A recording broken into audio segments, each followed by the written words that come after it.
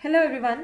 आज हम करने जा रहे हैं ऑर्डर नंबर 21 का ऑलमोस्ट बहुत इंपॉर्टेंट पोर्शन, जिसमें मोड ऑफ एग्जीक्यूशन, फिर उसके बाद उसमें जो अरेस्ट और डिटेंशन होता है और अटैचमेंट और सेल होती है उससे रिलेटेड। ठीक है, तो सबसे पहला पोर्शन हम लोग कवर करेंगे मोड ऑफ एग्जीक्यूशन। ठीक है, तो देखो मोड ऑफ एग्जीक्यूशन एक तरह से जनरल प्रोसीजर बताता है कि कैसी चीजें एग्जीक्यूट होंगी, कैसे। देखो डिग्री आ गई है, डिग्री के बाद कैसे एग्जीक्यूशन होगा। और देखो मैं पहले ही बता दूं, काफी बड़ा पोर्शन है, आपको टाइम देख करके पता ही चल जाएगा, बट देखो बने रहना साथ में, क्योंकि एक बार अगर ये कवर हो गया पेशेंटली तो आपको ये चीजें और ये प्रोसीजर बहुत अच्छे से समझ में आ जाएगा। ठीक है, और ऑर्डर नंबर 21 को अगर सेक्शन से कनेक्ट करना है तो वो मैं ऑर्डर में नहीं, वो मैं सेक्शंस में ऑर्डर कनेक्ट करूंगी, ऑर्डर में सेक्शंस को कनेक्ट नहीं करूंगी। ठीक है, तो जब सेक्शंस आएगा उसमें ऑर्डर कनेक्ट होगा, तो उसमें आप समझिएगा कि क्या है। तो अब इसमें देखो रूल्स कौन कौन से आते हैं। रूल्स 30 से लेकर के 36 आता है मोड ऑफ एग्जीक्यूशन में। ठीक है, अब देखो 30 में क्या है, पहले तो देखो अगर एग्जीक्यूशन कराना है, जनरली डिग्री किस चीज की बोले, चलो पैसा दे दो। ठीक है, दूसरी चीज है चलो अच्छा मूवेबल सामान दे दो। ठीक है, फिर उसके बाद है अच्छा रेस्टिट्यूशन ऑफ कॉन्जुगल राइट्स है, अगर डिग्री आई है रेस्टिट्यूशन ऑफ कॉन्जुगल राइट्स की और इंजंक्शन की। देखो कॉन्जुगल राइट्स शादी वाला जो पोर्शन है, ठीक है, उसको कैसे फायर से करवाया है। ठीक है, और जो इंजेक्शन है तो उसको तो उसके लिए तो इंजेक्शन बना ही दिया है। ठीक है, ये इंजेक्शन है और उससे समझ में आ जाता है कि ये किस चीज के लिए। तो क्या है, पहला क्या आ गया, पेमेंट, पैसा दो। दूसरा क्या, सामान दो चलता फिरता। फिर इसके बाद क्या, ये एक अलग पोर्शन आ गया, इसको आप देख लेना रूल 33 पे। फिर 34 पे है डिक्री फॉर नेगोशिएबल इंस्ट्रूमेंट। ठीक है, ये जो है ये इमूवेबल प्रॉपर्टी भी नहीं है। ठीक है, एक तरह से मूवेबल है, ट्रांसफर की जा सकती है ये। ठीक है, तो इसको क्या बोलते हैं, डिक्री फॉर नेगोशिएबल इंस्ट्रूमेंट। ठीक है, ये हो गया। और फिर इसके बाद आते हैं हम रूल नंबर 35 पे। रूल नंबर 35 किस बारे में बात करता है, डिक्री फॉर इमूवेबल प्रॉपर्टी। अगर इमूवेबल प्रॉपर्टी के लिए डिक्री आ गई है तो, और इसके बाद क्या है, डिलीवरी फॉर इमूवेबल प्रॉपर्टी। ठीक है, अगर वो टेनेंट के पोजीशन में है वो आ जाता है। ठीक है, 36 पे आ जाता है। ये ईबे बना है, ईबे का मतलब है डिलीवरी। ठीक है, अब किस चीज की डिलीवरी, यही 35 की डिलीवरी 36 में। ठीक है, तो इन दोनों को साथ में कपल कर दिया। तो अब क्या आ गया, पैसा दे दो। फिर उसके बाद क्या है, मूवेबल प्रॉपर्टी दे दो या इमूवेबल प्रॉपर्टी दे दो। फिर उसके बाद अलग से जो हमने सेगमेंट बनाया है इसका, उसमें क्या है कि restitution of conjugal rights, injunction, और फिर इसके बाद डिक्री फॉर नेगोशिएबल इंस्ट्रूमेंट। ये दो ऐसे ऐसे पोर्शन आ गया। रूल याद करने की जरूरत नहीं है, पर याद कर लो तो बहुत अच्छा है, क्योंकि देखो आंसर राइटिंग में ये रूल्स तो इंपॉर्टेंट है, ये तो लिखने ही पड़ेंगे। ठीक है, ये नहीं है कि तुम पोर्शन लिख दो, क्योंकि रूल लिखना पड़ेगा इसका, क्योंकि ये जनरल प्रोविजन है। अब हम आते हैं इसके बेयर एक्ट की रीडिंग पे। तो मोड ऑफ एग्जीक्यूशन, ठीक है, इसका पहला रूल है degree for payment of money. अब तुमको पैसा देना है तो कैसे होगा, देखो degree for payment of money कैसे कैसे एग्जीक्यूट हो सकती है। पहला तो क्या है कि तुम डिटेंशन कर दो सिविल प्रिजन में। ठीक है, अब देखो इसमें सिंपल ये बात है कि अगर मनी पे करना है, ठीक है, डिक्री आई है उसकी, और अब वो डिक्री कैसी, alternative to some other relief, तो वो कैसे एग्जीक्यूट की जाएगी। पहले तो क्या तुम देखो सिंपल है, जेल में भेज दो। ठीक है, सिविल प्रिजन में। ठीक है, सिविल प्रिजन जरूरी है इसमें। ठीक है, या फिर क्या कर दो, अटैचमेंट कर दो। ठीक है, अटैचमेंट या फिर सेल कर दो उसकी प्रॉपर्टी का, या फिर दोनों चीजें। क्या क्या आ गया, दो तरीके हैं पैसे देने के, दो तरीके हैं याद रखना, या तो उसको डिटेन कर दो सिविल प्रिजन में, या तो उसको अटैचमेंट प्लस सेल कर दो। ठीक है, तो ये वही हो गया arrest and detention, attachment and sale. तो हमें पता चल गया कि आगे दो टॉपिक्स हम पढ़ेंगे, उसका कहां से ओरिजिन आया है, उसका ओरिजिन आया है रूल 30 से। अब इसके बाद नेक्स्ट रूल आ गया रूल नंबर 31। ठीक है, 30 हो गया, अब 31 में आते हैं। 31 में हमने क्या पढ़ा था, मूवेबल प्रॉपर्टी। किस चीज की डिक्री है, मूवेबल प्रॉपर्टी।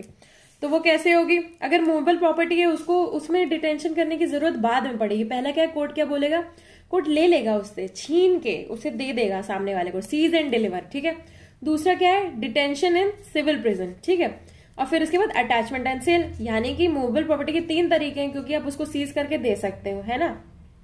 पहली चीज तो ये हो गई।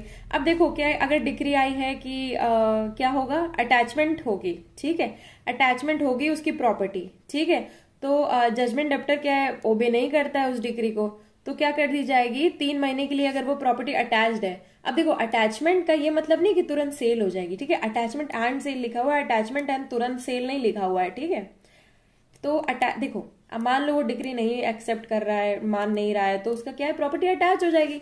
अब वो प्रॉपर्टी अगर 3 महीने के लिए, ठीक है, इधर मैंने 3 लिख दिया है, पर इधर देखो यहाँ पे 3 मंथ्स लिखा हुआ है। ठीक है, 3 महीने के लिए अगर वो प्रॉपर्टी अटैच्ड है तो उसके बाद क्या हो जाएगा, प्रॉपर्टी सेल कर दी जाएगी।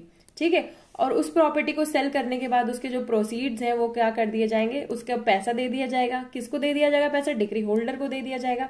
और बाकी कॉम्पनसेशन वगैरह दे दी जाएगी, बाकी सेल वगैरह के लिए जो जो मिसलेनियस चार्जेस वगैरह होंगे वो सब उसी से इनकर किए जाएंगे। ठीक है, फिर इसके बाद इसमें क्या आता है सब रूल 3 में।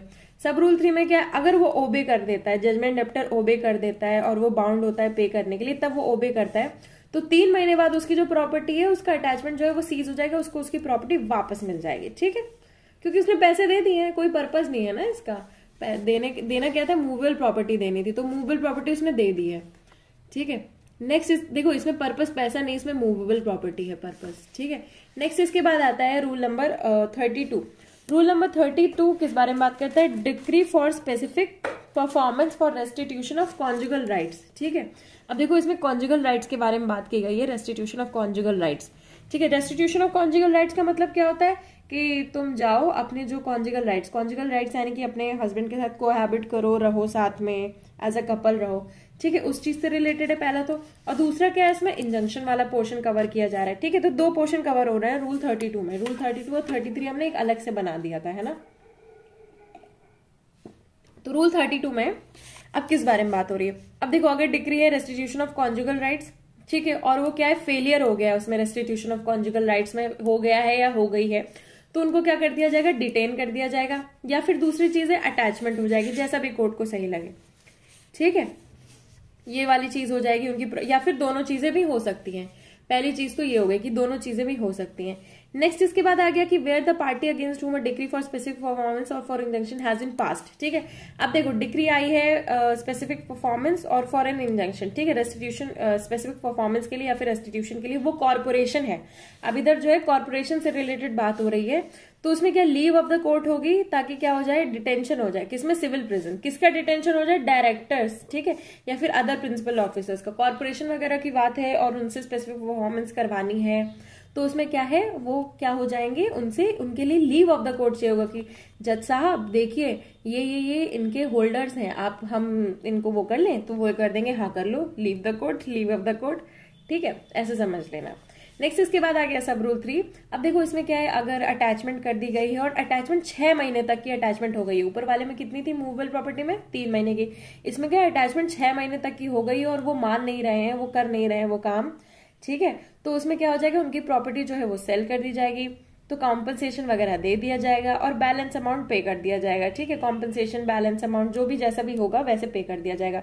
दूसरी चीज, अगर उन्होंने ओबे कर ली है, ठीक है, तो क्या हो जाएगा, जो भी अटैचमेंट वगैरह है वो सीज हो जाएगा। ठीक है, नेक्स्ट इसके बाद है स्पेसिफिक परफॉर्मेंस, क्या कॉन्ट्रैक्ट का या फिर इंजंक्शन, अगर वो ओबे नहीं किया गया है। ठीक है, अगर स्पेसिफिक परफॉर्मेंस कॉन्ट्रैक्ट का ओबे नहीं किया गया है, तो कोर्ट क्या करेगा, इन ल्यू ऑफ और इन एडिशन टू ऑल और any of the process aforesaid direct that the act required to be done may be done so far as practicable. अब देखो कॉन्ट्रैक्ट में लिखा हुआ है कि मान लो तुम्हें इसको कॉन्ट्रैक्ट में लिखा हुआ है कि तुम्हें मेरे लिए पेंटिंग बनानी है, ठीक है, और वो नहीं मान रहे, ये सब चीजें हैं, तो फिर इसके बाद उनसे करवाया जाएगा अगर हो सकता है तो। ठीक है, स्पेसिफिक परफॉर्मेंस हो सकती है तो ठीक है, तो इसमें क्या है, स्पेसिफिक परफॉर्मेंस के बारे में बात हो रही है। ठीक है, जब तक प्रैक्टिकेबल है तब तक हो सकता है।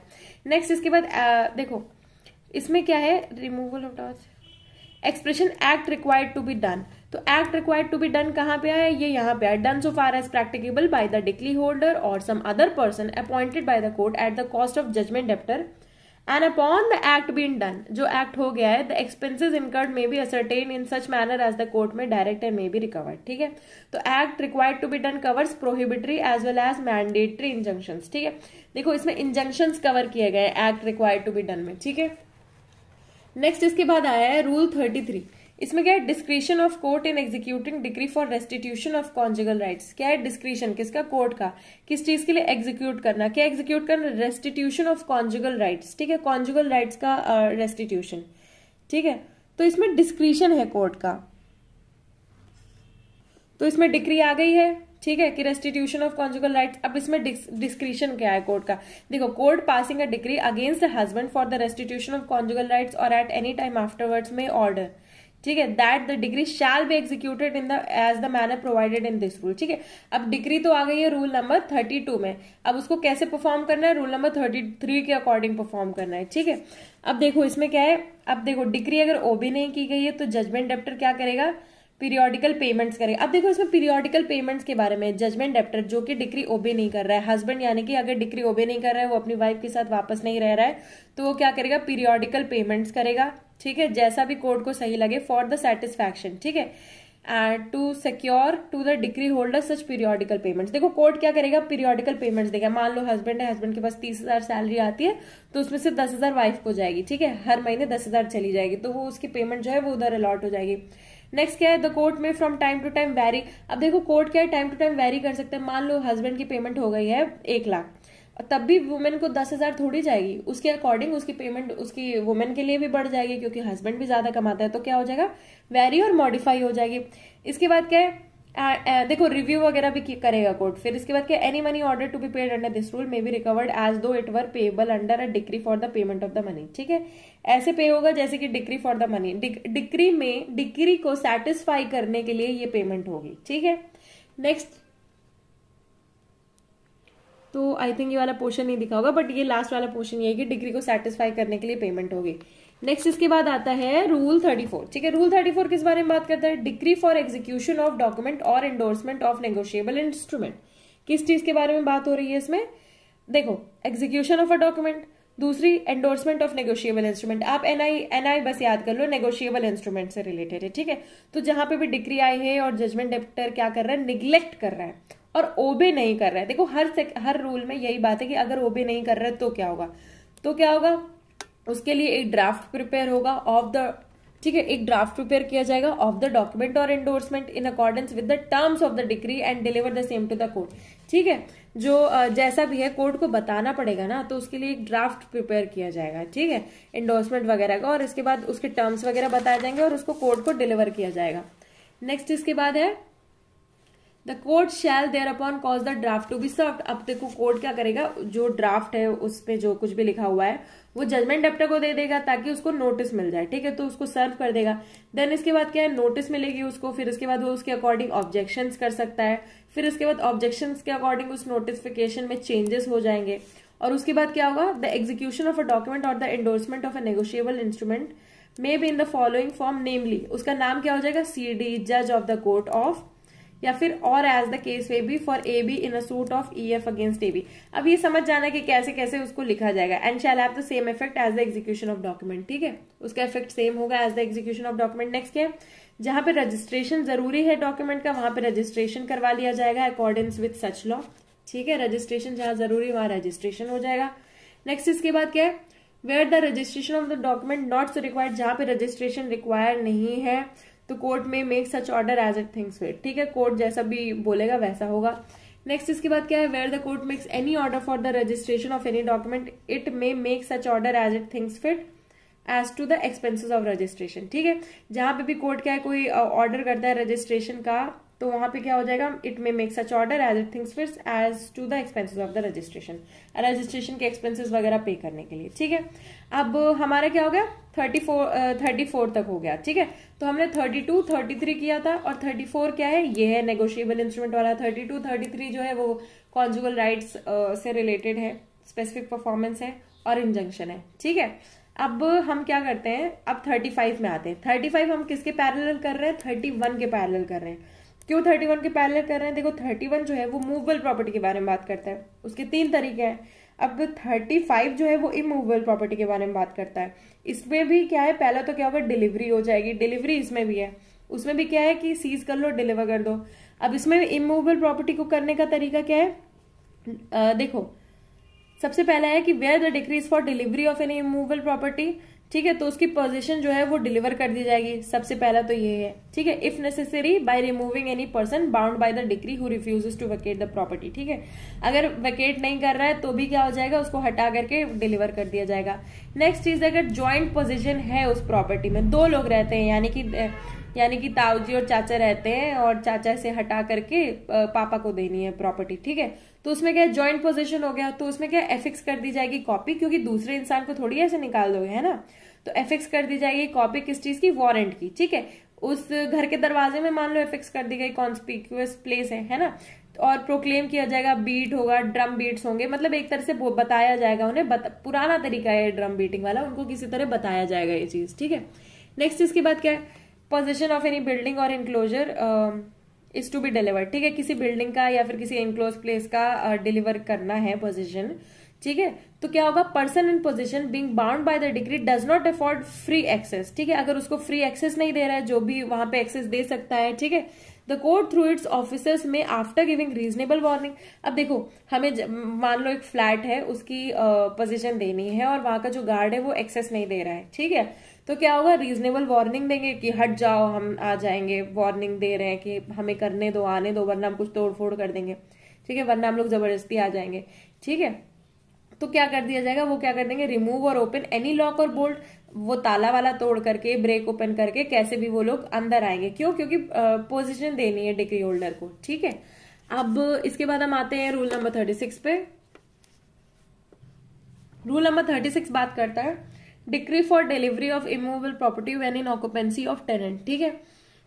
किस चीज की डिलीवरी है, इमूवेबल प्रॉपर्टी की, कहां पे है immovable property, occupancy of tenant, ठीक है। अब क्या, where a decree is for the delivery of any immovable property in the occupancy of a tenant और other person entitled to occupy the same and not bound by the decree to relinquish such occupancy. अब देखो किसी tenant के under में है तो उस occupancy को क्या कर दिया जाएगा, कोर्ट ऑर्डर करेगा कि delivery to be made by affixing a copy.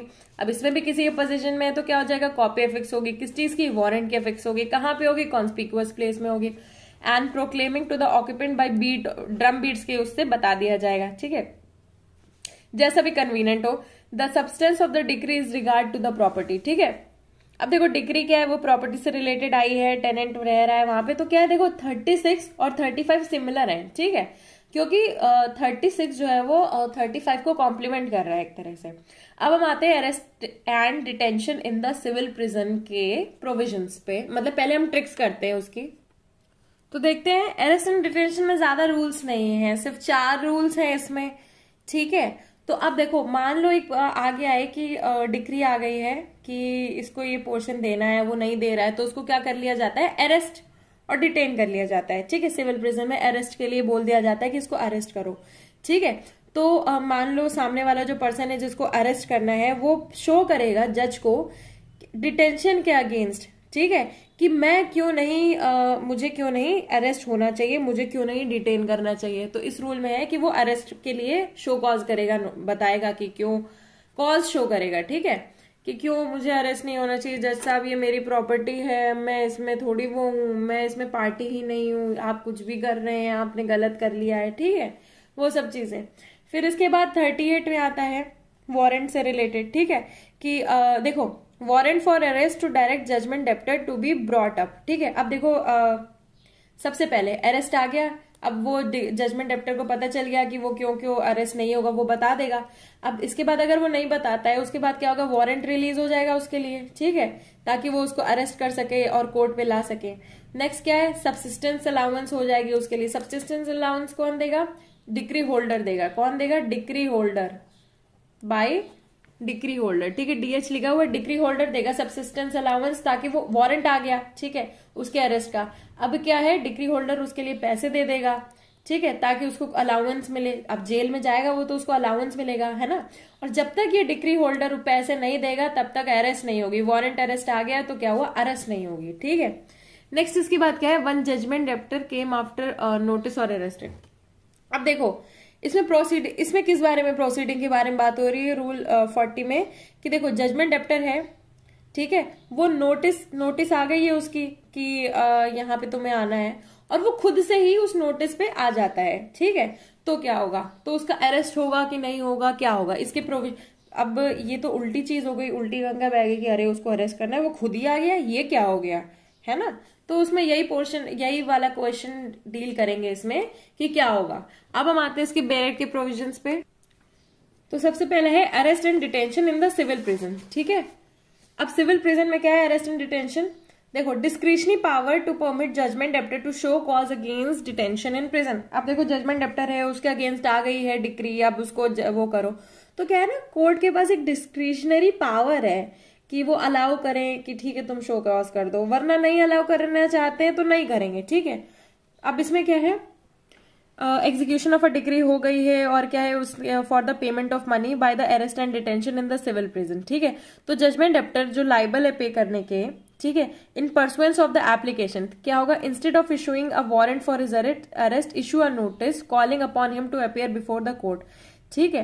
किस चीज के लिए, अब देखो जज जो है वो उसके लिए वारंट डालने के लिए, देखो पहले तो उन्हें वारंट करना चाहिए कि उसको अरेस्ट करो, पर वो वारंट नहीं कर रहे हैं, वो उसके लिए नोटिस जारी कर रहे हैं, तो उसको बुलाने के लिए, किस लिए, show cause why he should not be committed to the civil prison, ठीक है। तो उसमें वो शो कॉज कर देगा, नोटिस के थ्रू आएगा और शो कॉज कर देगा। और एक और चीज, इसमें अरेस्ट एंड डिटेंशन क्यों हुआ है, क्योंकि एप्लीकेशन दिया है किसने, डिक्री होल्डर ने, कि वो पेमेंट नहीं कर रहा है, ठीक है, उससे आया है ये पूरा प्रोसीजर। नेक्स्ट इसके बाद क्या है, इसमें प्रोविजो आ गया। प्रोविजो क्या है, देखो प्रोविजो क्या है कि such notice shall not be necessary if the court is satisfied by the affidavit or otherwise that with the object or effect of delaying the execution or the decree judgment debtor is likely to abscond or leave, ठीक है। अब देखो discretionary power तो है, पर उसमें proviso ये है कि अगर कोर्ट को लगता है कि अरे यार ये तो भाग जाएगा, ये चला जाएगा, जुरिस्डिक्शन छोड़ देगा, अगर हम उसे अरेस्ट नहीं करेंगे तो उसको नोटिस देने के बजाय उसको अरेस्ट ही कर लिया जाएगा, तो जनरल प्रोविजन ये है कि वो नोटिस देंगे ताकि अरेस्ट ना हो। क्यों, क्योंकि arrest is not the general rule, bail is the general rule, ठीक है। तो इसलिए उसको बोलेंगे नोटिस देंगे ताकि तुम शोकॉज करो, वो शोकॉज कर लेगा। अगर शोकॉज नहीं करेगा तो बात अलग है, पर अगर उनको लगता है कि शोकॉज नहीं करना चाहिए क्योंकि वो भाग जाएगा तो फिर ठीक है।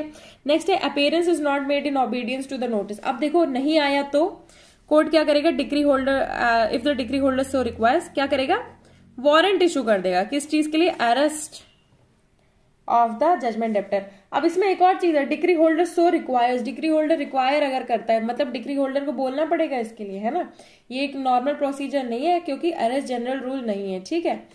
तो अब इसके बाद आ जाते हैं नेक्स्ट रूल 38 में, ठीक है। रूल 38 में अब देखो warrant for arrest to direct judgment debtor to be brought up, ठीक है। अब देखो इधर क्या है, अरेस्ट की नोटिस वगैरह वाली बात आगे की, नोटिस देंगे नहीं होगा, क्या होगा देखा जाएगा। अब इसके बाद क्या है, वारंट ऑफ अरेस्ट, ठीक है, shall be directed to the officer. Warrant of arrest किसको दिया जाएगा, ऑफिसर को दिया जाएगा, ताकि वो क्या कर ले, कन्वीनियंट स्पीड से उसको डिस्चार्ज कर दे उस वारंट को, ठीक है। Together with the interest thereon and the cost to which he is liable be sooner paid. अब देखो क्या है, जहां अब देखो जो भी वारंट पे इंटरेस्टेड होगा, यानी कि जो भी ऑफिसर होगा उसको वारंट के लिए इंटरेस्ट किया जाएगा, ठीक है, ताकि वो उसको एग्जीक्यूट कराए, ताकि वो उस इंसान को कोर्ट के सामने लेके आए, ठीक है। कैसे लेके आए, कन्वीनियंट स्पीड में लेके आए, unless the amount which he has been ordered to pay together with the interest thereon and the cost to which he is liable be sooner paid, ठीक है। अनलेस अगर देखो अगर उसने जल्दी पे कर दिया तो ठीक है, वरना अदरवाइज नहीं होगा, उसको अरेस्ट कर ही लिया जाएगा। इसमें भी ये है कि अरेस्ट नहीं किया जाएगा, एक तरह से ऊपर भी अरेस्ट वाला प्रोविजन पड़ रहा है, पर इसमें क्या एक्सेप्शंस बताएं कि कहाँ अरेस्ट नहीं होगा। रूल 37 में भी बताया कि ठीक है नोटिस दे देंगे, शो कॉज कर देगा। 38 में ठीक है सून पे कर देगा, अगर सूनर पेड हो जाएगा तो ठीक है। नेक्स्ट इसके बाद क्या आया, रूल 39, इसमें क्या है, सब्सिस्टेंस अलाउंस। अब इसमें भी ये ठीक है, अगर डिक्री होल्डर पैसे नहीं देगा तो ठीक है, उसे नहीं अरेस्ट करेंगे, ठीक है। अब judgment debtor shall not be arrested unless and until the decree holder pays into court such sum as the judge thinks sufficient।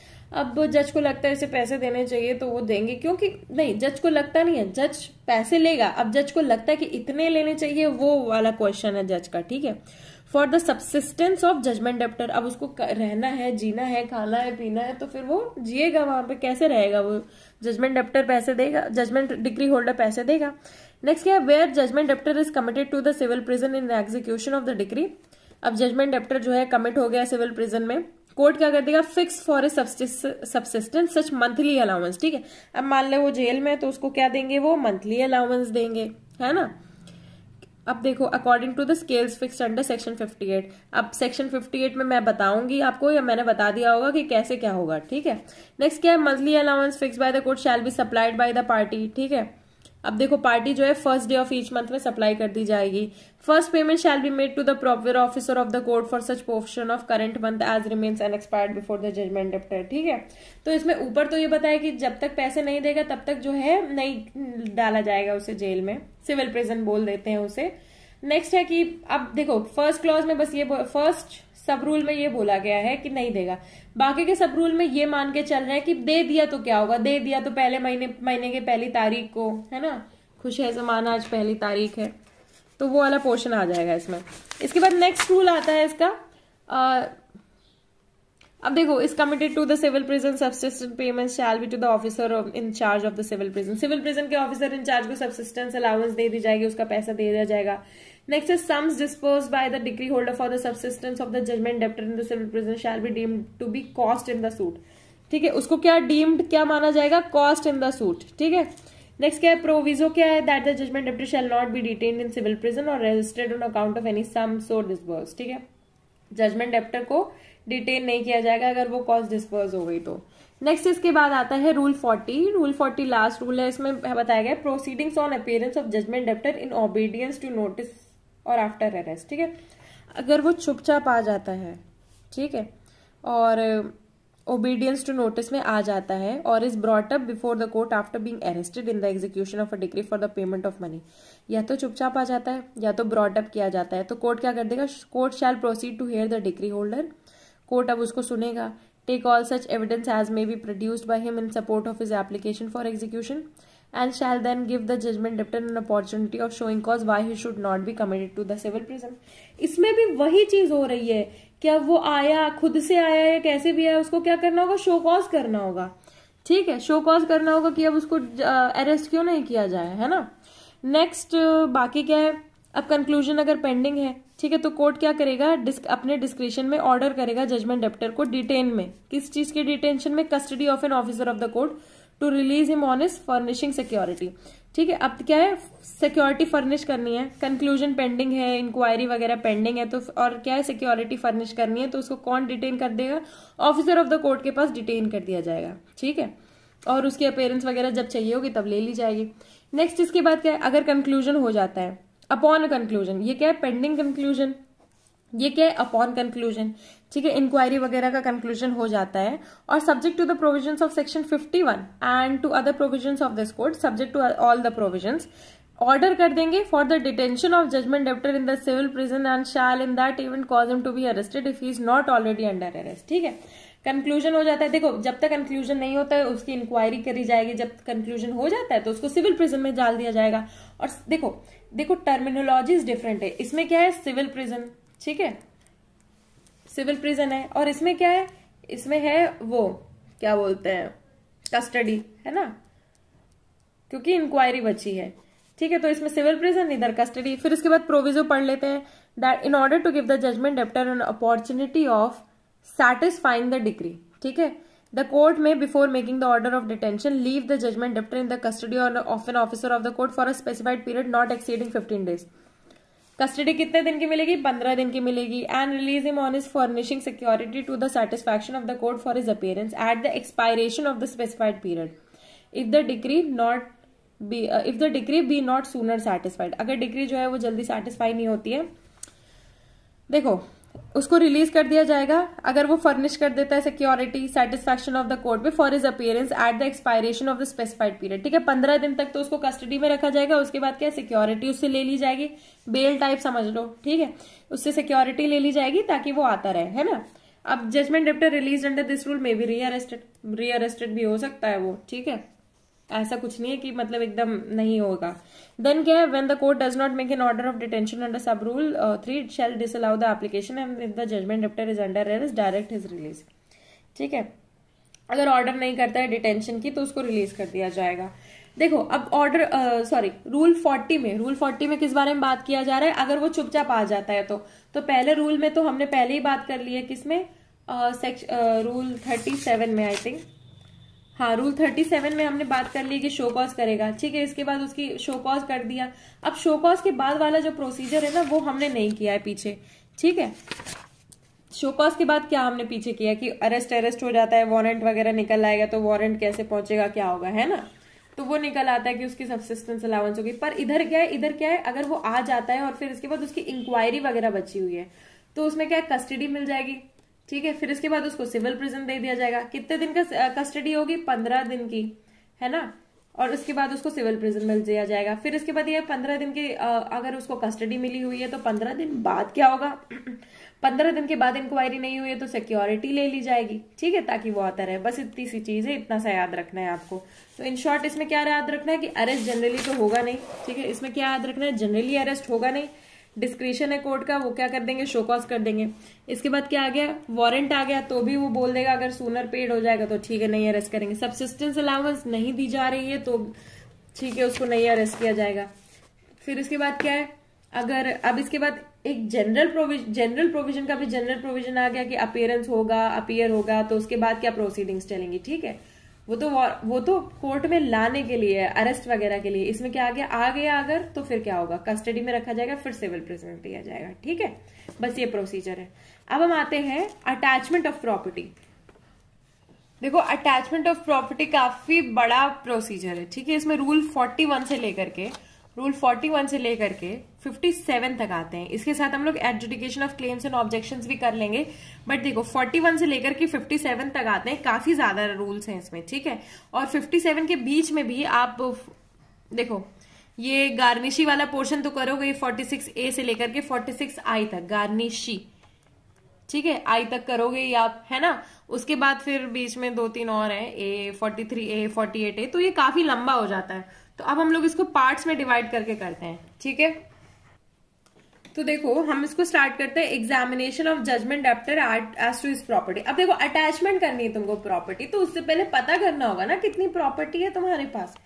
ठीक है, मान लो तुम्हें किसी को कोई सामान खरीदना है तो पर्स में देखना होगा ना झाँक के कि कितने पैसे है तुम्हारे पास। तो वैसे ही किसी को प्रॉपर्टी देनी है, जज देगा अगर प्रॉपर्टी, तो ये थोड़ी बोल देगा कि जाओ तुम 100 करोड़ दे दो इसको। अरे तुम्हारे पास प्रॉपर्टी कितनी है, उसी के अकॉर्डिंग उसको पैसे दिए जाएंगे, उसी के अकॉर्डिंग देखा जाएगा कि क्या सिस्टम बैठ रहा है ना। तो एग्जामिनेशन हो जाएगा सबसे पहले। नेक्स्ट इसके बाद आता है attachment in case of decree for rent, mean profit और other matters, amount of which to be subsequently determined. ठीक है, देखो स्मॉल अमाउंट्स वगैरह जो होते हैं, मीन प्रॉफिट वगैरह जो होते हैं, उनको अटैच कर, उनको क्या हो जाएगा, अटैचमेंट, उनके अटैचमेंट की बात हो रही है। ठीक है, attachment in case of decree for rent, mean profit, क्या हो जाएगा इसमें, रेंट हो जाएगी, मीन प्रॉफिट हो जाएगा, अदर मैटर्स। ठीक है, तो स्मॉल अमाउंट्स वगैरह का अटैचमेंट हो जाएगा। तो इसमें क्या हो गई, पैसे की बात आ गई। हमने पढ़ा था कि अगर अटैचमेंट होगा तो किसका होगा, पैसों का होगा पहले। ठीक है, क्या डिलीवर करना होगा, पैसे। उसके बाद हमने क्या पढ़ा था जनरल रूल्स में, रूल 31 में पढ़ा था ना मूवेबल प्रॉपर्टी होगी। 35 में पढ़ा था इमूवेबल प्रॉपर्टी होगी। तो 31 में हमने पढ़ा था मूवेबल प्रॉपर्टी। इसमें कहाँ पढ़ रहे हैं हम लोग, 43 में। ठीक है, तो 43 में क्या है, attachment of movable property other than agricultural produce in position of judgment debtor. ठीक है, मूवेबल प्रॉपर्टी है और एग्रीकल्चर प्रोड्यूस नहीं है। ठीक है, 43A बात कर रहे हैं कस्टडी ऑफ मूवेबल प्रॉपर्टी। अब इसमें क्या है, कस्टडी भी होगी ना। ठीक है, और 44 बात कर रहे हैं अटैचमेंट ऑफ एग्रीकल्चरल प्रोड्यूस। ठीक है, 44। ठीक है, और 45 बात कर रहा है provisions as to agricultural produce under attachment. ठीक है, तो ये वाला जो पोर्शन है ना, ये एक ही चीज के बारे में बात कर रहे हैं। 43, 44, 43, 43A, 44, 45, 4 इसमें है रूल्स। ठीक है, और चारों क्या कर रहे हैं, मूवेबल प्रॉपर्टी की बात कर रहे हैं। अब movable property without agricultural produce, उसकी कस्टडी, फिर इसके बाद एग्रीकल्चरल प्रोड्यूस। ठीक है, और फिर इसके बाद क्या है, provisions as to agricultural produce under attachment. अगर अटैचमेंट में है तो क्या प्रोविजंस है उसके। ठीक है, इस बारे में बात कर रहा है। नेक्स्ट इसके बाद आते हैं नेक्स्ट पोर्शन पे, क्या है, attachment of debts, shares and other property not in position of judgment debtor. किस बारे में बात कर रहा है ये, a kind of negotiable instrument समझ लो, डेब्ट, शेयर, अदर डेब्ट, शेयर्स वगैरह। तो हम लोग क्या है, नेगोशिएबल इंस्ट्रूमेंट वगैरह के बारे में हमने पढ़ा था ना, कौन से रूल में पढ़ा था, 31 हो गया, 32 में तो अलग चीज है, 33 में भी अलग चीज है, 34, 35 में हमने नेगोशिएबल इंस्ट्रूमेंट वगैरह के बारे में पढ़ा था। तो इधर किस रूल में है, वो 46 में है। ठीक है, डेब्ट, शेयर, अदर चीजें जो पोजीशन में नहीं है, किसके पोजीशन में नहीं है, जजमेंट डेप्टर के पोजीशन में नहीं है। ठीक है, फिर इसके बाद 46A से लेकर के 46I तक गार्निशी के बारे में है। ठीक है, 46A से लेकर के 46I तक, ठीक है। ए में आ गया नोटिस, बी में आ गया ऑर्डर अगेंस्ट गार्निशी, ठीक है। देखो अगर गार्निशी कौन है, क्या मान लो बैंक है, उसको नोटिस दोगे, फिर इसके बाद उसको ऑर्डर दोगे कि पैसे पे करो भैया, ठीक है। फिर इसके बाद ट्रायल करोगे, उसका कोई क्वेश्चन होगा उससे रिलेटेड करोगे। फिर इसके बाद debts belongs to third person, मान लो डेब्ट जो है वो गार्निशी बोलेगा अरे हम हमको नहीं बिलोंग करते, किसी और को बिलोंग करती हैं, जो भी है उसमें आएगा, हम पढ़ेंगे उसके प्रोविजन में। फिर इसके बाद थर्ड पर्सन से रिगार्डिंग ऑर्डर होगा, है ना। फिर इसके बाद क्या है, payment by garnishee to be valid discharge, ये क्या कर देगा, एफ में पेमेंट कर देगा, फिर इसके बाद डिस्चार्ज हो जाएगा। जी में क्या है, कॉस्ट, जी में सी है, ठीक है, कॉस्ट वगैरह जो होंगी। एच में है अपील्स, ठीक है, एच में क्या है, अपील्स के बारे में। और आई में है एप्लीकेशन टू नेगोशिएबल इंस्ट्रूमेंट, क्या है आई में, एप्लीकेशन किस चीज की, नेगोशिएबल इंस्ट्रूमेंट्स की, ठीक है। तो इससे हमारा क्या हो गया, गार्निशी वाला इधर हो गया, इस पार्ट में गार्निशी वाला पार्ट हो गया, ठीक है। कहाँ पे, थर्ड पार्ट में, ठीक है। 46 ए बी, ए से आई तक। इसके बाद दूसरा पार्ट आ जाता है, किस चीज का पार्ट आ जाता है, अटैचमेंट, ठीक है। अब देखो फोर्थ पार्ट में हम लोग डिफरेंट टाइप ऑफ अटैचमेंट्स के बारे में बात करेंगे, ठीक है। अटैचमेंट, शेयर का अटैचमेंट, मूवेबल का अटैचमेंट, सैलरी का अटैचमेंट, पार्टनरशिप प्रॉपर्टी का अटैचमेंट। फिर इसके बाद क्या है, पार्टनरशिप प्रॉपर्टी से रिलेटेड 50 में और प्रोविजन है रूल 50 में। नेगोशिएबल इंस्ट्रूमेंट 51, ठीक है, उसका अटैचमेंट। कस्टडी ऑफ प्रॉपर्टी 52, ठीक है। फिर इसके बाद 53 में है डिक्रीज का अटैचमेंट। 54 में है इमूवेबल प्रॉपर्टी का अटैचमेंट, ठीक है। तो इधर मूवेबल प्रॉपर्टी है, इधर क्या है, इमूवेबल प्रॉपर्टी है 54 में। तो 54 में ये कंप्लीट नहीं होता है, 55 56 में और भी चीजें आती हैं। तो इधर 55 56 लिखा हुआ है रिमूवल ऑफ अटैचमेंट, ठीक है। रिमूवेबल कहाँ पे मैंने लिखा है, यहाँ पे मैंने रिमूवल लिखा है, ठीक है। ये तो पूरा अटैचमेंट हो गया, ये हो गया रिमूवल ऑफ अटैचमेंट। फिर 56 में है order for payment of coin, currency वगैरह का ऑर्डर। फिर इसके बाद है डिटर्मिनेशन ऑफ अटैचमेंट, ठीक है। इसको हम लोग सिंपली वहां पे पढ़ लेंगे, डिटर्मिनेशन ऑफ अटैचमेंट क्या है। तो अब हम आते हैं इसके बेयर एक्ट के प्रोविजंस पे। तो रूल नंबर 41 में बात होती है examination of judgment debtor as to his property. तो किसी की प्रॉपर्टी जो है लगानी है, जजमेंट डेप्टर की प्रॉपर्टी, तो बस ये देखा जाएगा कि उसके पास मीन्स है सेटिस्फाई करने के कि नहीं, ठीक है। ये सारे प्रोविजंस बस यही बताते हैं कि उसके पास मीन्स वगैरह है सेटिस्फाई करने के लिए, नहीं। उसके बाद क्या है कि अगर डिक्री जो है अनसेटिस्फाइड रहती है 30 दिन के लिए, ठीक है, 30 दिन के लिए अनसेटिस्फाइड रहती है, तो कोर्ट क्या करेगा, रिक्वायर करेगा जजमेंट डेप्टर को, ठीक है, कि एक एफिडेविट बनाए, ठीक है। 30 दिन के लिए अनसेटिस्फाइड रहती है तो वो बोलेंगे कि एक एफिडेविट बनाए पर्टिकुलर्स के साथ, ये बताने के लिए, अपने एसेट्स वगैरह बताने के लिए, ठीक है, पर्टिकुलर्स ऑफ हिज एसेट्स। इसके बाद क्या है, अगर डिसओबीडियंस होता है किसी ऑर्डर का, ठीक है, तो कोर्ट क्या करेगा, direct the person disobeying the order to be detained in the civil prison, उसका क्या हो जाएगा, डिटेंशन हो जाएगा सिविल पीरियड में। कितना डिटेंशन होगा, 3 महीने के लिए, ठीक है। तो 30 डेज, यहां लिख लो 30 डेज, ठीक है। नॉन पेमेंट, ठीक है, 30 डेज नॉन पेमेंट, तो क्या हो जाएगा, 3 मंथ्स सिविल प्रिजन, ठीक है। इतना याद रखना, 3 मंथ्स का सिविल प्रिजन हो जाएगा। नेक्स्ट इसके बाद आ जाता है रूल नंबर 42, ठीक है। रूल नंबर 42 में बात होती है attachment in case of decree for rent, mean profit और other matter, amount of which to be subsequently determine. जिस चीज का अमाउंट जो है सब्सिक्वेंटली डिटरमाइन होना है, तो क्या होगा, जजमेंट डेप्टर की जो प्रॉपर्टी है वो अटैच हो जाएगी। इसमें एक और चीज है, क्या है, the property of the judgment debtor में before the amount due from him, पहले अमाउंट जानने से पहले क्या हो जाएगा, असर्टेन करने से पहले उसकी प्रॉपर्टी क्या है, और क्या हो जाएगी, अटैच हो जाएगी, ठीक है। नेक्स्ट इसके बाद रूल 43 में अटैचमेंट ऑफ मूवेबल प्रॉपर्टी, ठीक है। अटैचमेंट किस चीज का, मूवेबल प्रॉपर्टी का अटैचमेंट, और एग्रीकल्चर प्रोड्यूस उसमें नहीं होना चाहिए, ठीक है। तो इसमें क्या है, अगर मूवेबल प्रॉपर्टी का अटैचमेंट है तो वो कैसे होगी, एक्चुअल सीजर, ठीक है, एक्चुअल सीजर हो जाएगा, और उसको क्या है, जो ऑफिसर है वो खुद की कस्टडी में रखेगा या फिर अपने किसी जूनियर की कस्टडी में रखेगा।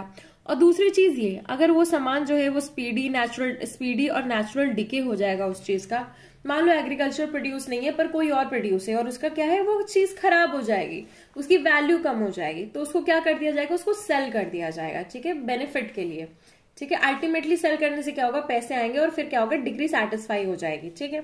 43A में बताया गया है कस्टडी ऑफ मूवेबल प्रॉपर्टी, ठीक है। मूवेबल प्रॉपर्टी आ गई है, अब इधर क्या है, मूवेबल प्रॉपर्टी आ गई है, अब उसकी कस्टडी से रिलेटेड बात हो रही है, ठीक है। तो कस्टडी किसके नाम पे, अगर वो प्रॉपर्टी है कोई, ठीक है, जो ली गई है, ठीक है, जो ली गई है, तो उसको क्या कर देंगे court, leave it in the village. जैसे कि कोई विलेज वाली प्रॉपर्टी या कहीं की है तो उसको वहीं पे छोड़ दिया जाएगा और एक कस्टोडियन को दे दिया जाएगा। ठीक है, कस्टोडियन यानी कि कोई रिस्पेक्टेबल पर्सन। और अगर वो कस्टोडियन फेल कर जाता है उस प्रॉपर्टी को प्रोड्यूस करने के लिए, क्यों, क्योंकि उसके पास ना बाद में लालच आ जाता है शायद, है ना, या तो फेल कर जाता है ड्यू टू सर्टेन रीजंस या कोई मतलब इनवैलिड रीजंस हो गए। ठीक है, अगर कस्टोडियन को प्रॉपर्टी दी जाती है और वो फेल कर जाता है तो उसको आईपीसी में क्या बोलेंगे, उसको बोलेंगे क्रिमिनल मिसएप्रोप्रिएशन ऑफ प्रॉपर्टी। ठीक है, क्योंकि उसके पास आया इनोसेंट इंटेंट से आया प्रॉपर्टी, इनोसेंटली उसके पास प्रॉपर्टी का पोजीशन हुआ, बट उसके बाद वो मिसएप्रोप्रिएट कर रहा है। ठीक है, तो अगर वो कस्टोडियन फेल कर जाता है तो क्या होगा, तो उससे क्या होगा, कस्टोडियन क्या होगा, लाइबल होगा। किस चीज के लिए, कॉम्पनसेशन पे करने के लिए, to the decree holder, judgment debtor और एनी पर्सन, जो भी जिनको भी क्या है प्रॉब्लम हुई है।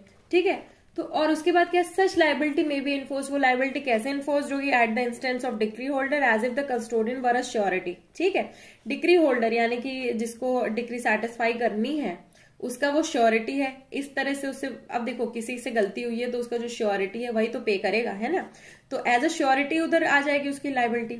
और at the instance of judgment debtor और such other person on an application in execution and any order under determining such liability shall be appealable as a decree. ठीक है, अब देखो कोई भी इसमें ऑर्डर आएगा तो वो क्या हो जाएगा, अपीलेबल हो जाएगा, कैसे, एज अ डिक्री में।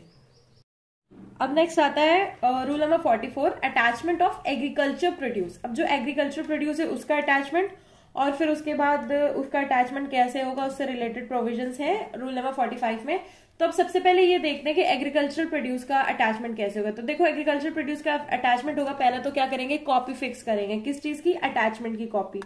ठीक है, वारंट ऑफ अटैचमेंट फिक्स करेंगे, कहाँ फिक्स करेंगे, देखो या तो ग्रोइंग क्रॉप वाले लैंड में फिक्स करेंगे या तो जहां पे वो कट और गैदर्ड होता है। ठीक है, और नेक्स्ट है जजमेंट डेप्टर के हाउस में, उसके आउटडोर में यानी कि उसके दरवाजे पे या कॉन्स्पिक्यूअस पार्ट पे करेंगे। ठीक है, तो इससे पता चल जाएगा कि यहाँ पे अटैचमेंट हो गया, एग्रीकल्चर प्रोड्यूस के अटैचमेंट के लिए यहाँ पे वारंट करेंगे। नेक्स्ट इसके बाद आ जाता है रूल नंबर 45 जिसमें है provisions as to agriculture produce. ठीक है, एग्रीकल्चर जो प्रोड्यूस है उससे रिलेटेड जो प्रोविजंस है कि कैसे होगा, क्या होगा, उन सब चीजों से रिलेटेड। तो यहाँ पे जहाँ पे एग्रीकल्चर प्रोड्यूस जो है अटैच करा जाएगा। ठीक है, तो अरेंजमेंट बनाए जाएंगे, किस चीज के लिए, कस्टडी के लिए।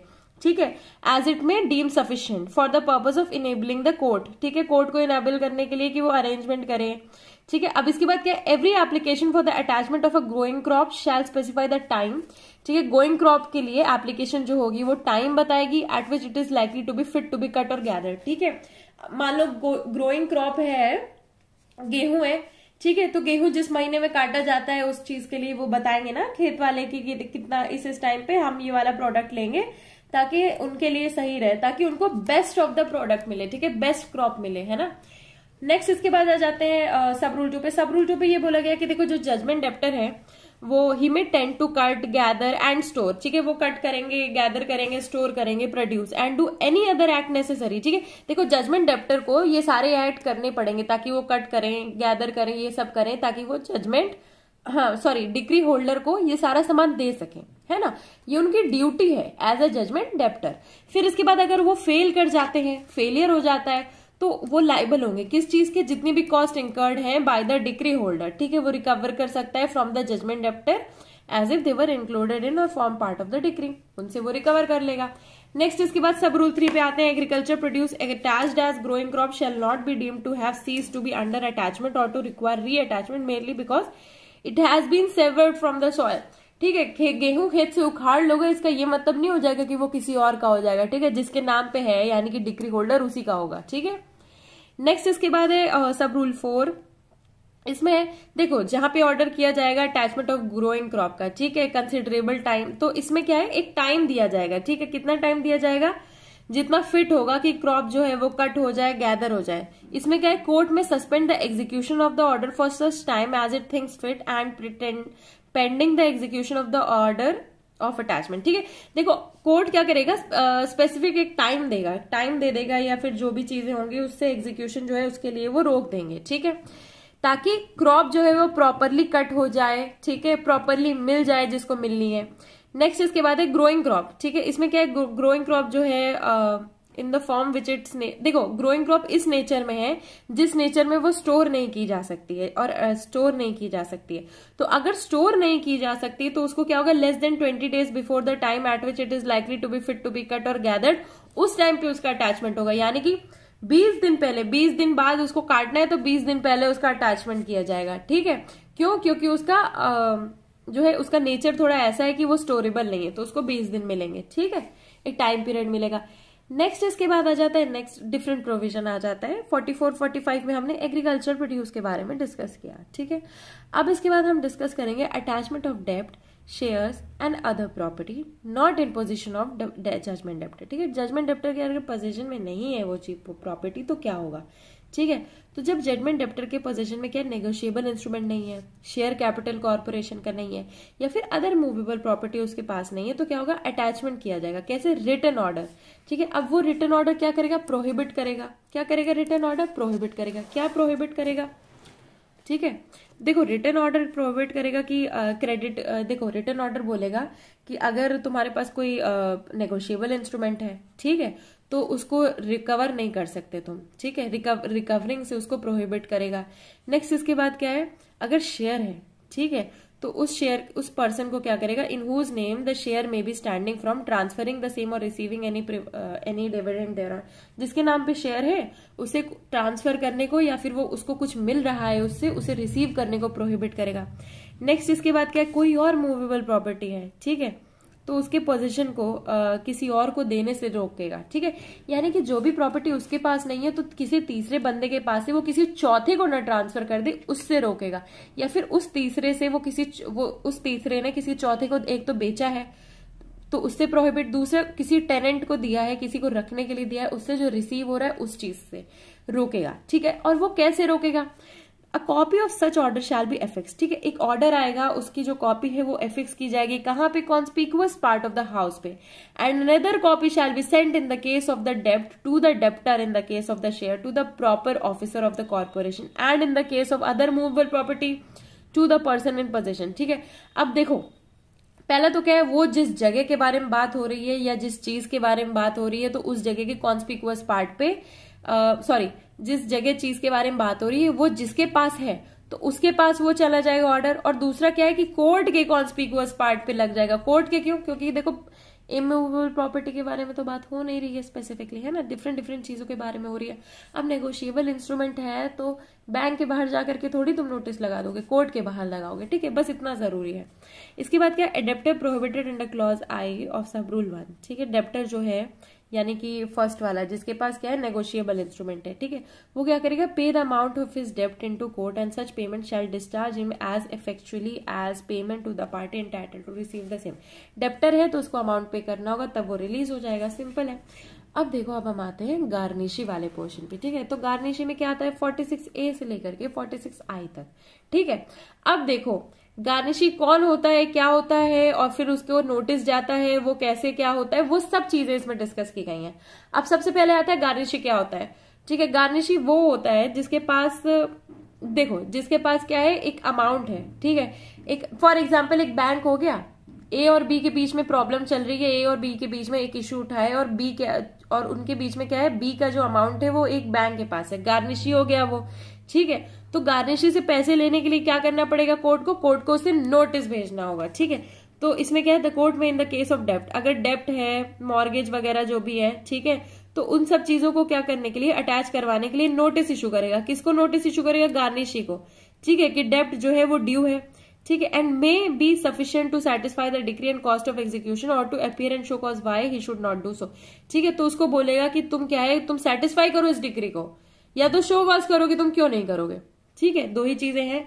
फिर इसके बाद क्या है, अब इस चीज में क्या करेंगे, एफिडेविट बनाएंगे। किस चीज के लिए, verifying the facts alleged and stating that in the belief of the deponent the garnishee is indebted to the judgment debtor. ठीक है, अब देखो गार्निशी जजमेंट डेप्टर का इंडेप्टेड है, उस चीज के लिए एफिडेविट होगा, यानी कि एक प्रूफ हो गया कि ये गार्निशी और ये जो बी है ये दोनों अटैच्ड है। ठीक है, नेक्स्ट इसके बाद क्या है, गार्निशी पेस। देखो जहां पे गार्निशी पे कर देता है तो कोर्ट क्या करेगा, कोर्ट में direct that the amount may be paid to the decree holder toward satisfaction of the decree and cost of the execution. ठीक है, तो 46A में ही हमारा जो है गार्निशी वाला प्रोविजन खत्म हो सकता था, जहां गार्निशी पे कर चुका है। पर गार्निशी ने पे नहीं किया, तो क्या आया, ऑर्डर अगेंस्ट गार्निशी। ठीक है, अब ऑर्डर अगेंस्ट गार्निशी कब आएगा, जहां पे उसने पे नहीं किया है, ठीक है, और शो कॉज भी नहीं किया है कि वो पे क्यों नहीं करेगा।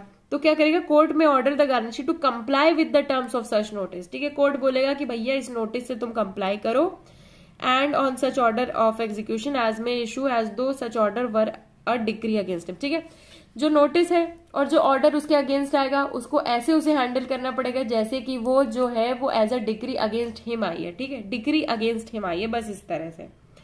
फिर इसके बाद है 46C, trial of disputed questions. इसमें क्या है, जो भी डिस्प्यूटेड क्वेश्चन है उनका ट्रायल से रिलेटेड है कि अरे ये डिस्प्यूटेड क्वेश्चन है। देखो जहां पे ऑर्डर भेजेगा, ऑर्डर के बाद डिस्प्यूट तो अगर हो जाएगा ना, दोनों के बीच में क्या हो जाएगा, डिस्प्यूट हो जाएगा कि नहीं हमारे पास इनका पैसा नहीं है, ये फालतू बात हो रही है ना।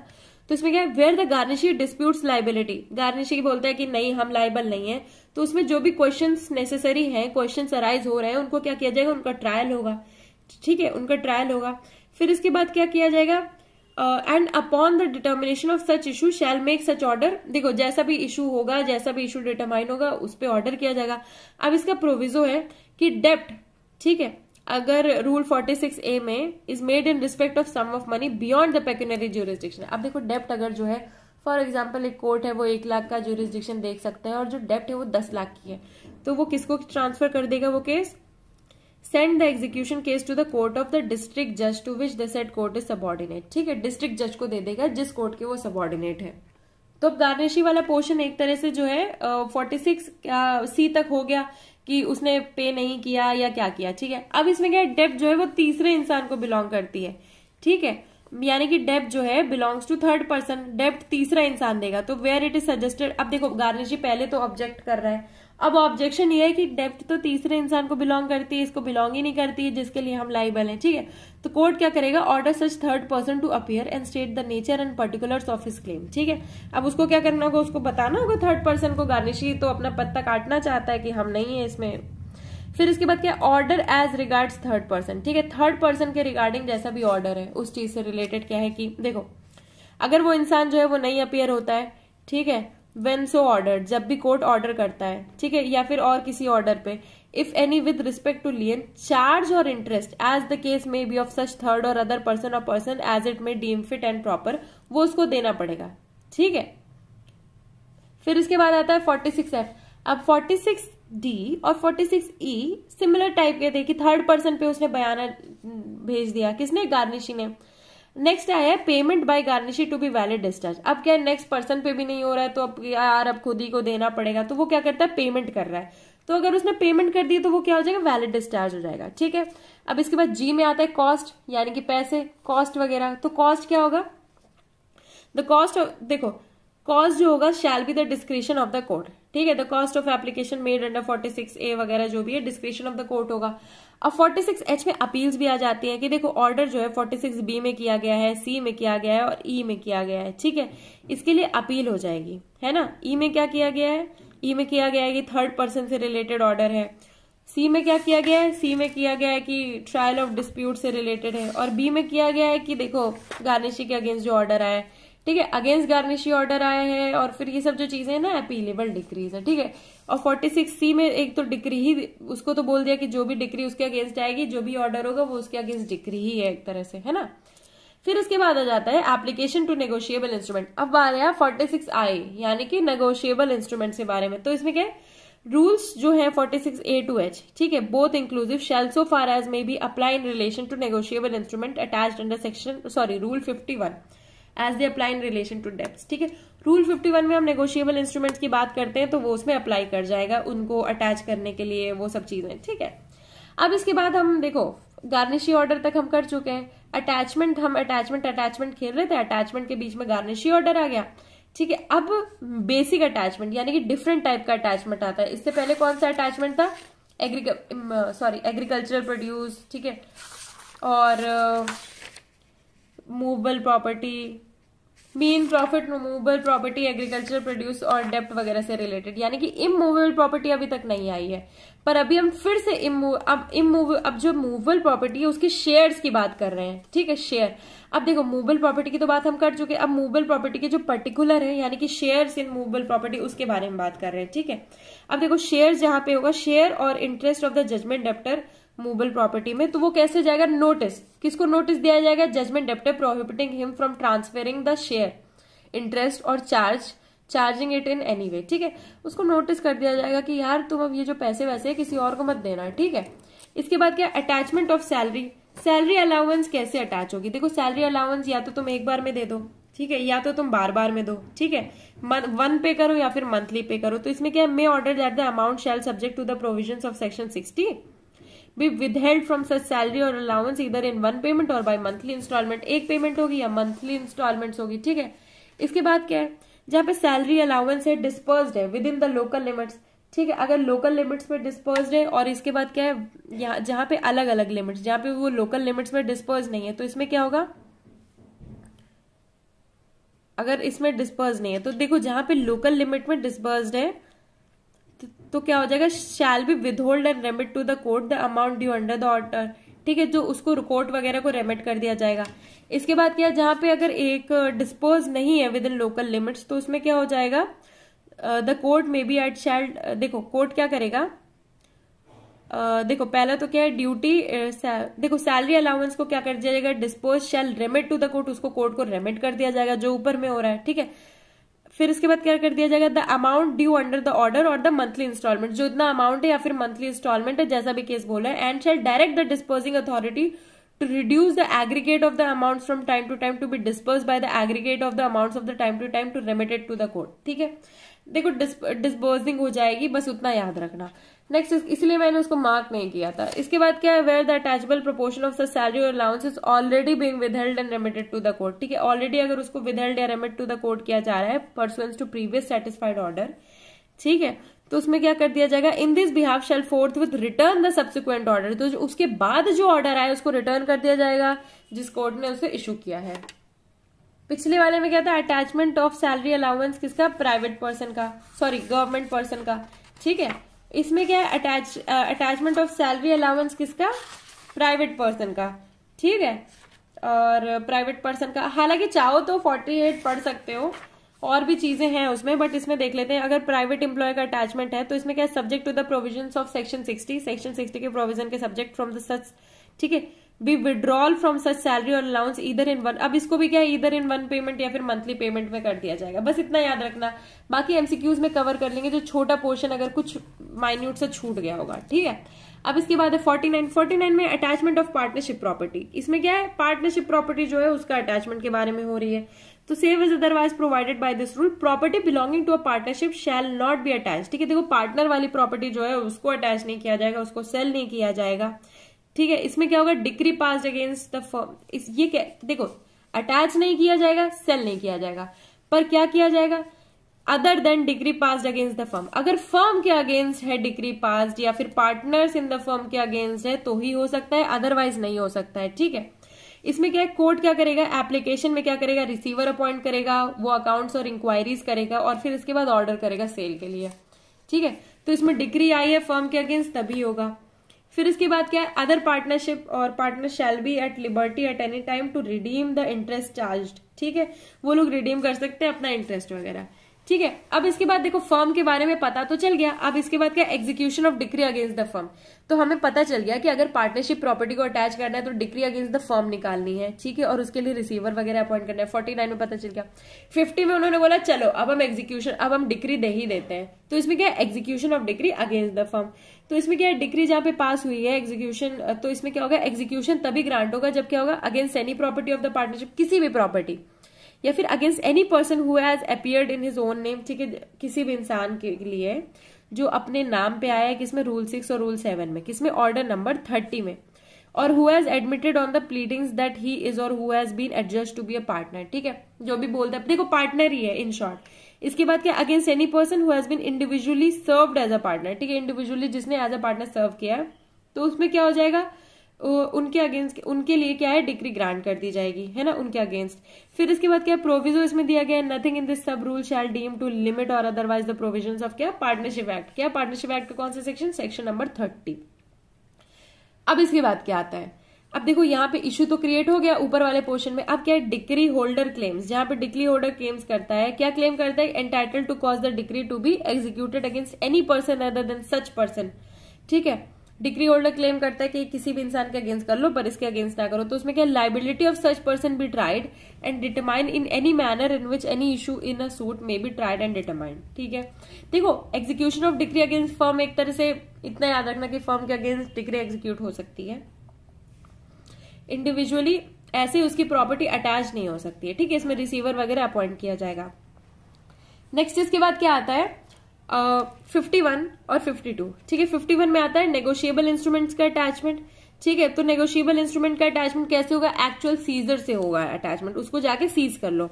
अब क्या, attachment of property in custody of court और पब्लिक ऑफिसर। अब देखो नेगोशिएबल इंस्ट्रूमेंट में एक्चुअल सीजर यानी कि उसके पास मान लो चेक है, चेक ले लो, बात खत्म।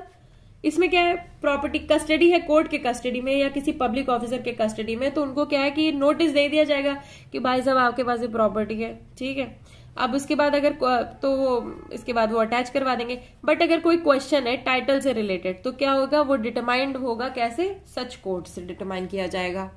अब इसके बाद आता है रूल 53 में, काफी बड़ा पोर्शन है, अभी तो मूवेबल प्रॉपर्टी वगैरह के बारे में बात हो रही है, फिर इसके बाद अदर प्रॉपर्टीज नेगोशिएबल इंस्ट्रूमेंट तक हम पहुंचे। अब क्या, अटैचमेंट ऑफ डिक्रीज जो है बीच में घुसा दिया गया है। जनरली क्या है, इसके बाद आना चाहिए था इमूवेबल प्रॉपर्टी, पर डिक्रीज बीच में घुसा दिया गया है। ठीक है, तो अटैचमेंट ऑफ डिक्री कैसे होगा, देखो अगर देखो where the property to be attached is a decree either for the payment of money or for sale. ठीक है, in enforcement of a mortgage the attachment shall be made. अब attachment कैसे made, shall be made if, ठीक है, if the decree were passed by the same court, अगर decree जो है वो सेम कोर्ट ने पास की। If the decree sought to be attached was pass by another court, अगर किसी और कोर्ट ने पास किया तो then by issue to such other court of a notice. ठीक है, दूसरे कोर्ट को नोटिस दिया जाएगा। अब इसके बाद क्या है, फिर इसके बाद क्या है, अनटिल, इसमें एक्सेप्शंस क्या है, the court which pass the decree sought to be executed cancels the notice. Until वो क्या कर देता है, कैंसिल कर देता है नोटिस को। या फिर क्या है, the holder of the decree sought to be executed or his judgment debtor with the previous consent in writing of such decree holder or with the permission of the attaching court applies to the court receiving such notice to execute the attached decree. ठीक है, अगर कोई और apply करता है, ठीक है, कौन अप्लाई करता है, होल्डर या फिर जजमेंट डेप्टर अप्लाई करता है कि उसको एग्जीक्यूट करें ऐसे। ठीक है, नेक्स्ट इसके बाद क्या आ गया, नेक्स्ट इसके बाद एज सच कुछ इंपॉर्टेंट नहीं है, बट ये देख लेते हैं। देखो जहां पे proceeds to execute the attach decree and apply the net proceeds in satisfaction. अब देखो जहां पे प्रोसीड्स आया है उसके नेट प्रॉफिट्स को क्या है कि सेटिस्फैक्शन में लगा दोगे कि सेटिस्फैक्शन ऑफ अ डिक्री। उसके बाद क्या है, अगर एग्जीक्यूशन हुआ है, ठीक है, तो decree entitle to execute such attach decree in any manner lawful for the holder thereof. अब उसको कैसे करना है, एनी मैनर, किसी भी मैनर जो भी लॉफुल मैनर होना चाहिए उस तरह से उसको अटैच करना चाहिए, उस तरह से उसको एग्जीक्यूट करना चाहिए। अब इसके बाद आ जाते हैं attachment of immovable property. Immovable property का अटैचमेंट के बारे में। अब देखो जहां पे प्रॉपर्टी जो है इमूवेबल प्रॉपर्टी है तो उसका अटैचमेंट कैसे होगा, order prohibiting the judgment debtor from. देखो अब इमूवेबल प्रॉपर्टी मान लो तुम्हारी जमीन हो गई तो उसको क्या है, रोकना है कि इसको ट्रांसफर मत करो। ठीक है, या फिर charging the property in any way and all person from taking any benefit from such transfer और चार्ज। मतलब जैसे कि टेनेंट के पास है तो उसके जो रेंट आ रही है वो तुम रखोगे, है ना। इसके बाद इसमें क्या है, ऑर्डर। ऑर्डर कैसे बनाया जाएगा, order shall require the judgment debtor. ठीक है, ऑर्डर रिक्वायर करेगा जजमेंट डेप्टर को कि वो कोर्ट आए, स्पेसिफिक डेट को नोटिस ले जाए, ठीक है, for settling the terms of the proclamation of sale. ठीक है, terms of proclamation of sale, ठीक है, क्योंकि सेल तो होगी ही ना प्रॉपर्टी की। फिर इसके बाद क्या है, ऑर्डर। ऑर्डर क्या करेगा, प्रोक्लेम करेगा कि एट सम प्लेस या फिर किसी भी प्लेस पे ड्रम वगैरह से बजा करके बताया जाए, ठीक है, कॉन्स्पिकुअस पार्ट में नोटिस छपवाया जाए जहां पे प्रॉपर्टी सिचुएटेड है या फिर जहां पे प्रॉपर्टी जो है वो रेवेन्यू दे रही है या फिर कलेक्टर के ऑफिस में। ठीक है, वहां पे क्या बताना है, जुरिस्डिक्शन वगैरह में ये सब चीजें जो है प्रोक्लेमेशन किया जाए। ठीक है, तो इसमें क्या, इमूवेबल प्रॉपर्टी को एट लास्ट सेल करना होगा तो उससे पहले उसको रोको, उसका बिकवाना वगैरह रोको और फिर इसके बाद उसको सेल कर दो नोटिस लगा करके, है ना। फिर इसके बाद क्या है, removal of attachment after satisfaction of degree. अब देखो डिग्री सेटिस्फाई हो गई है तो उसके रिमूवल से रिलेटेड है। अब देखो जहां पे डिग्री सेटिस्फाई हो गई है वहां पे रिमूव हो ही जाएगा, है ना। तो बस वही चीज है, the attachment shall be deemed to be withdrawn. देखो जो भी अटैचमेंट वगैरह है, अगर डिग्री सेटिस्फाई हो गई है या फिर डिग्री सेट असाइड हो गई है, रिवर्स्ड हो गई है, ठीक है, या फिर डिग्री जो है made to the court or certified to the court, decree certify हो गई है, एक्सपेंसेस वगैरह जो है वो पे ऑफ कर दिए गए हैं, ठीक है, तो इसमें क्या हो जाएगा, इसमें विड्रॉ हो जाएगा। And the copy of the proclamation shall be affixed in the manner prescribed by the last preceding rule. ठीक है, कॉपी की विड्रॉ हो गई है, जो कुछ भी हो गई है उसका जो कॉपी है वो एफिक्स कर दिया जाएगा। किस चीज का, कि विड्रॉल वगैरह का, विड्रॉ का, रिमूवल का, है ना। इसके बाद क्या है, रूल 56 आता है, order for payment of coin or currency notes to party entitled decree. ठीक है, इसमें ऑर्डर किया जाएगा क्या, payment coin or currency notes, ठीक है, और कुछ नहीं करना है। और कैसे होगा, सफिशिएंट टू सेटिस्फाई। देखो सफिशिएंसी बहुत ज्यादा जरूरी है। इसके बाद आते हैं रूल 57 में, इसमें क्या है, डिटर्मिनेशन ऑफ अटैचमेंट, मतलब अटैचमेंट को डिटरमाइन करो, है ना। Determination where any property has been attach, जहां पे कोई प्रॉपर्टी अटैच हो गई है execution of decree and the court for any reason passes an order dismissing the application for the execution of the degree। उसमें क्या अप्लाई किया जाएगा, किस चीज के लिए, execution of the degree। तो कोर्ट क्या करेगा, court shall direct whether the attachment shall be continued or ceased। ठीक है, कोर्ट बताएगा कि अटैचमेंट जो है उसको कंटिन्यू किया जाए, सीज किया जाए, and shawl also indicate the period. ठीक है, टाइम पीरियड बताएगा उसके इंडिकेशन का। क्यों वो ये सब करेगा, वेयर द प्रॉपर्टी, ठीक है, वो तब ऐसा करेगा जब अप्लाई किया जाए। ठीक है, कब ऐसा करेगा, अप्लाई किया जाए, एग्जीक्यूशन का एप्लीकेशन होगा तो वो सब स्पेसिफिकेशन पहले ही बता दें कि देखो हम ये प्रॉपर्टी अटैच कर रहे हैं, हम इतने वक्त के लिए प्रॉपर्टी अटैच कर रहे हैं। ठीक है, इसके बाद if the court omits to give such direction, court क्या है, ऑमिट कर देता है ये सब डायरेक्शन देने का, तो attachment shall be deemed to have ceased. ठीक है, कोर्ट अगर ये सब डायरेक्शंस नहीं बताता है, मतलब कि अब आगे बढ़ोगे मत ना, है ना, जब रास्ता नहीं दिखा है तो उसमें चलना क्यों, बस ये बात है। अब देखो एक और पोर्शन है जिसको हमें कर लेना चाहिए, उसमें 2-3 रूल्स ही हैं, आई थिंक 1 रूल है, 2 रूल है, जो भी है। Adjudication of claims and objections. ठीक है, क्लेम किया जाए कोई, ऑब्जेक्शन किया जाए कोई, किस चीज से रिलेटेड, अरे अटैचमेंट, अरेस्ट, इन सब चीजों से रिलेटेड कोई वो किया जाए, अटैचमेंट प्रॉपर्टी वगैरह से रिलेटेड। तो अब इसमें क्या है, rule 58, adjudication of claims to or objections to attachment of property. ठीक है, अटैचमेंट क्लेम्स का एडजुडिकेशन या फिर objections to attachment of property. अब इसमें कोई भी क्लेम प्रिफर्ड है या फिर ऑब्जेक्शन किया गया है, किस चीज पे, on the ground that such property is not liable to such attachment. ठीक है, ऑब्जेक्शन क्या है, ग्राउंड क्या है कि अरे ये प्रॉपर्टी तुम्हें अटैच ही नहीं करनी थी, ये गलत कर दिया है तुमने, तुम्हें ए करना था प्रॉपर्टी, तुम्हें A1 करनी थी प्रॉपर्टी, तुमने A2 कर दी है प्रॉपर्टी अटैच्ड। ए देख के थोड़ी होता है, 1-2 भी तो देखो, है ना। तो कोर्ट क्या करेगा, प्रोसीड कर देगा upon the claim or objection in accordance with the provisions. ठीक है, प्रोविजंस यहाँ पे कंटेन किए गए, उन प्रोविजंस के अकॉर्डिंग ऐसा ऑर्डर कर देगा। हालांकि इसमें प्रोविजो एक और चीज है, provided that no such claim or objection shall be entertain. अब कोई भी ऐसा क्लेम जो है, ऑब्जेक्शन एंटरटेन नहीं किया जाएगा जहां पे प्रॉपर्टी ऑलरेडी सोल्ड हो गई है, सेल कर दी गई है, या फिर जहां पे ये लग रहा है कि ये जो क्लेम वगैरह किया गया है वो अननेसेसरी डिले के लिए किया गया है ना। ठीक, अब इसके बाद क्या है, जो भी क्वेश्चंस वगैरह इसमें आए हैं shall be determined by the court dealing with the claim or objections and not by a separate suit. ठीक है, इसमें कोई भी क्वेरीज, क्वेश्चंस वगैरह जो भी हुई है उसी में डिस्कस करो भैया, बार बार सूट मत करो। अब इसके बाद क्या है, अब क्वेश्चंस वगैरह जो डिटरमाइन हो गए हैं तो कोर्ट क्या करेगा, इन accordance with such determination allow claim कर देगा या डिसअलाउ कर देगा या कंटिन्यू कर देगा अटैचमेंट या फिर पास सच ऑर्डर। ठीक है, इसके बाद है where any claim or objection has been एडजुडिकेटेड, जहां पे कोई क्लेम ऑब्जेक्शन एडजुडिकेट किया गया है। ठीक है, upon under this rule the order made thereon shall have the same force, जहां पे ऑर्डर किया गया है वो उसका क्या होगा, सेम फोर्स होगा। ठीक है, and be subjected to the same conditions as to appeal or otherwise as if it were a decree. ठीक है, देखो इसमें ज्यादा उसमें घुसना नहीं है, बस इतना देखना है कि यहाँ पे क्या है कि क्लेम्स किए गए हैं। ठीक है, अब क्लेम किए गए तो उसके बाद क्या होगा, उसके बाद स्टे हो जाएगा। ठीक है, क्लेम अगर कर दिए गए और क्लेम सही हो गया तो क्या कर दिया जाएगा, stay of sale. Where before the claim was preferred or the objection was made, या तो क्लेम के पहले या तो ऑब्जेक्शन किया गया था, the property attached has already been advertised for sale, property में लगा दिया गया है, तुमने हर जगह छापे, हर जगह पेपर लगा दिए, कॉन्स्पिकुअस पार्ट्स पे लगा दिया कि सेल सेल सेल। तो कोर्ट क्या करेगा, इफ देखो कोर्ट में इफ कोर्ट कुछ करेगा, पर कब करेगा, जब प्रॉपर्टी मूवेबल है, ठीक है। तो make an order postponing the sale pending the adjudication of the claim or objection, ठीक है। क्लेम और ऑब्जेक्शन बचा हुआ है और प्रॉपर्टी जो है वो मूव की जा सकती है, ठीक है, तो पोस्टपोन कर देगा सेल। अब दूसरी चीज है, प्रॉपर्टी अगर इमूवेबल है, ठीक है, और पेंडिंग है क्लेम ऑब्जेक्शन, तो property shell not be sold, ठीक है, प्रॉपर्टी को सेल नहीं किया जाएगा, है ना इसमें। और दैट पेंडिंग सच एडजुडिकेशन, जो भी एडजुडिकेशन पेंडिंग करी, the property may be sold but the sale shall not be confirm, ठीक है। अगर प्रॉपर्टी बिक गई है तो सेल जो है वो कंफर्म नहीं होगी, ठीक है। अब इसके बाद क्या है, and any such order may be made subject to such terms and conditions as to security or otherwise as the court thinks fit, ठीक है। अब जैसा भी कोर्ट को सही लग रहा है वैसा करेगा। इसके बाद और भी रूल्स आते हैं, रूल 60 से 63 जो कि ऑमिट कर दिए गए हैं, ठीक है, ऑमिट कर दिए गए by the act of 104 of 1976, ठीक है, इन सबको ऑमिशन कर दिया गया है।